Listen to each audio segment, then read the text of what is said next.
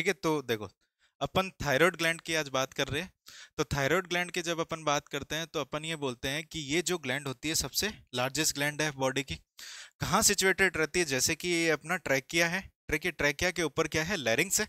तो लैरिंग्स और ट्रैकिया के जो जॉइंट होता है वहां पे ये क्या रहती है? ग्लैंड जो प्रेजेंट रहती है। ठीक है, ये ग्लैंड जो होती है आपको एच शेप दिखाई देती है और साथ में अपन ये बोलते हैं कि ये कैसी होती है? एंडोडर्मल इन ओरिजिन होती है।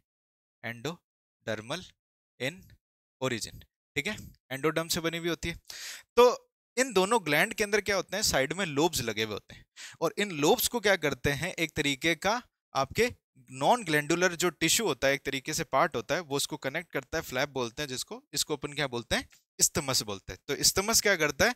इन दोनों थायराइड ग्लोब्यूल्स को या फिर थायराइड ग्लैंड के लोब्स को क्या करता है? आपस में कनेक्ट करता है। ठीक है, फिर अपन ये बात करते हैं कि थायराइड ग्लैंड के अंदर एक्चुअली होता क्या है। थायराइड ग्लैंड के अंदर क्या होता है? ये आपके फॉलिकल्स होते हैं जो स्कैटर्ड फॉर्म में रहते हैं और वो किसके अंदर स्कैटर्ड रहते हैं? वो रहते हैं स्ट्रोमा के अंदर। तो जो आपको ये जैसे पूरा का पूरा थायराइड ग्लैंड दिख रहा है आपको, ये थायराइड ग्लैंड के अंदर क्या दिख रहा है आपको? ये बाहर का जो पार्ट है वो है स्ट्रोमा और अंदर जो आपको दिख रहा है वो क्या है? थायराइड फॉलिकल है। तो जब अपन ने थायराइड फॉलिकल की अपन बात करते हैं तो थायराइड फॉलिकल की जो आपकी लेयर होती है, ठीक है, वो एक तरीके से क्यूबॉइडल एपिथेलियम यानी क्यूब लाइक सेल से बनी हुई होती है जिसको अपन क्या बोलते हैं? ग्लैंडुलर सेल्स बोलते हैं।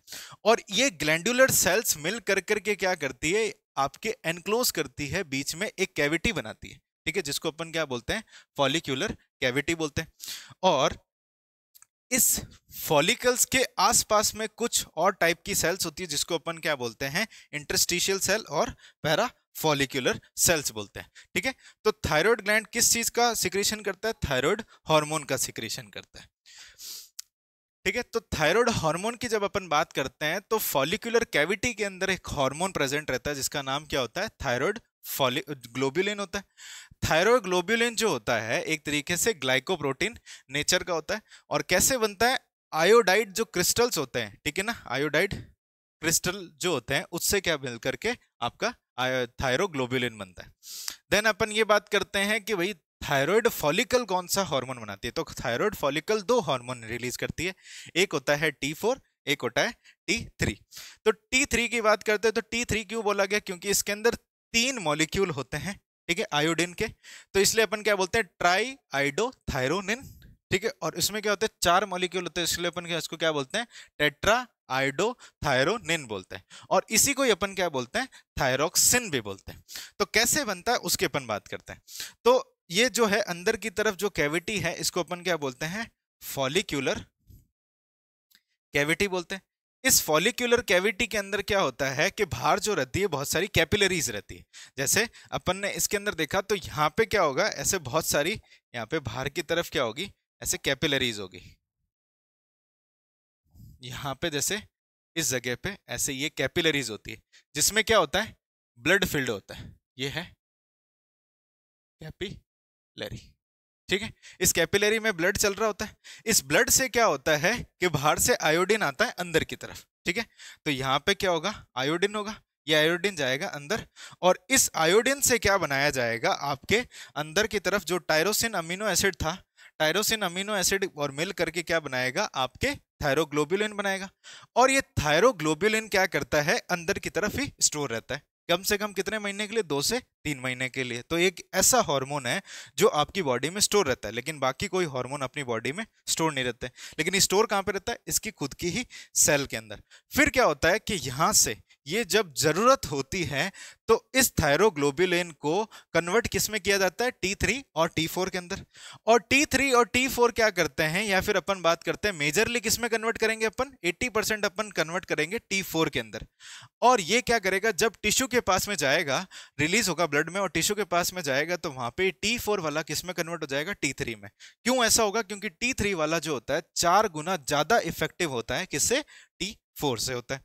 ठीक है, ये अपन ने बात करी। फिर अपन बात करते हैं कि आयोडीन जो होता है थायरोक्सिन बनाने के लिए बहुत ज्यादा एसेंशियल है, ठीक है ना, जरूरत है। तो कितनी रिक्वायरमेंट होती है एक दिन के अंदर अपन को आयोडीन की? तो करीब करीब जो होता है 120 माइक्रोग्राम पर डे की रिक्वायरमेंट होती है। और इनटेक की बात करें तो मिनिमम अपन को इनटेक जो होता है वो 200 मिली जो माइक्रोग्राम आपको पर डे आपको यह क्या करना पड़ता है, कंजप्शन करना पड़ता है। और बॉडी का जो आयोडीन लेवल अगर मान लो 50 माइक्रोग्राम पर डे से कम हो गया, तो उस समय क्या होगा कि आपको थायराइड डिसऑर्डर होने के चांसेस रहते हैं। और अपन ने ये बात करी थी कि जो थायरोक्सिन होता है वो किससे मिलकर के बना होता है, डेरिवेटिव किसका होता है, टायरोसिन अमीनो एसिड से डेरिवेटिव होता है। फिर अपन ये देखते हैं कि थायराइड हार्मोन के फंक्शंस की बात करते हैं। तो थायराइड हार्मोन मल्टीपल फंक्शन करता है। सबसे पहला फंक्शन किस पे होता है, ग्रोथ पे।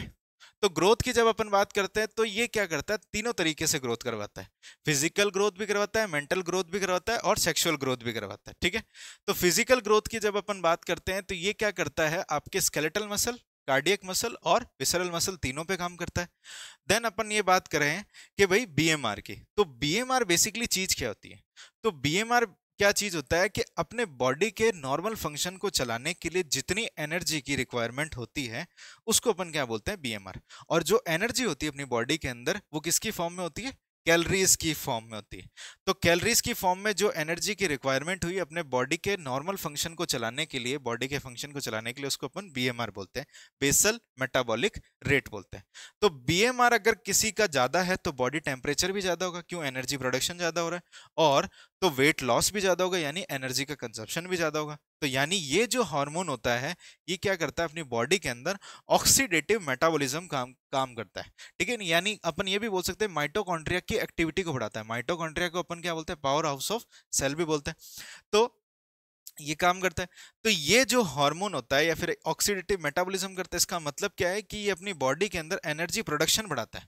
तो एनर्जी का प्रोडक्शन बढ़ेगा तो कैलोरीज की बर्निंग भी ज्यादा होगी, कैलोरीज ज्यादा बर्न होगी, इसलिए अपन इसको क्या बोलते हैं, कैलोरोजेनिक हार्मोन भी बोलते हैं। साथ में ये क्या काम करता है, बॉडी के अंदर सोडियम पोटेशियम एटीपेज पंप की क्या करता है, इंक्रीज करता है। फिर अपन ये बात करते हैं कि ये सीएनएस पे भी काम करता है। सीएनएस पे क्या काम करता है, सीएनएस का डेवलपमेंट कराता है, माइलिन शीथ का डेवलपमेंट करवाता है, आरबीसी को इंक्रीज करता है। आरबीसी को इंक्रीज करने के प्रोसेस को अपन बोलते हैं एरिथ्रोपोइसिस आरबीसी का, ठीक है ना, इंक्रीज करने का काम करता है। और फीमेल्स के अंदर ये क्या करता है, मेंस्ट्रुअल साइकिल को भी क्या करता है, रेगुलेट करता है। इफ अगर किसी फीमेल्स को थायराइड रिलेटेड प्रॉब्लम होती है तो उसके मेंस्ट्रुअल साइकिल के अंदर इरेगुलरिटी होने के चांसेस भी होते हैं, ठीक है। और साथ में क्या करता है, आपके बॉडी के अंदर वाटर और इलेक्ट्रोलाइट के बैलेंस को भी क्या करता है, बना के रख सकता है, ठीक है। चलो फिर अपन ने ये बात करते हैं कि थायराइड हार्मोन आपके मेटाबॉलिज्म पे भी क्या करता है, काम करता है। मेटाबॉलिज्म पे कैसे काम करता है, ये आपके फैट के, ठीक है ना, मेटाबॉलिक अपने जो बेसिकली तीन प्रोडक्ट होते हैं, फैट, कार्बोहाइड्रेट और प्रोटीन। तो फैट का क्या करता है, ये ब्रेक डाउन करता है। फैट के ब्रेक डाउन से क्या होता है कि आपको एनर्जी मिलती है, ठीक है ना, कैटाबॉलिज्म वो फैट करता है। दूसरी चीज अपन बात करते हैं कार्बोहाइड्रेट का, क्या करता है, ये कार्बोहाइड्रेट का ब्लड शुगर लेवल को क्या करता है, इंक्रीज करता है। यानी ये बेसिकली सेल के अंदर ग्लूकोज को जाने से क्या करता है, रोकता है। तो इसलिए अपन इसको क्या बोलते हैं, डायबेटोजेनिक हार्मोन भी बोलते हैं। देन फिर क्या करता है, ये प्रोटीन के साथ में क्या करता है, दोनों काम करता है, एनाबॉलिज्म भी करता है और कैटाबॉलिज्म भी करता है। तो ज्यादातर ये क्या काम करता है, एनाबॉलिज्म ऑफ आपके प्रोटीन का काम करता है,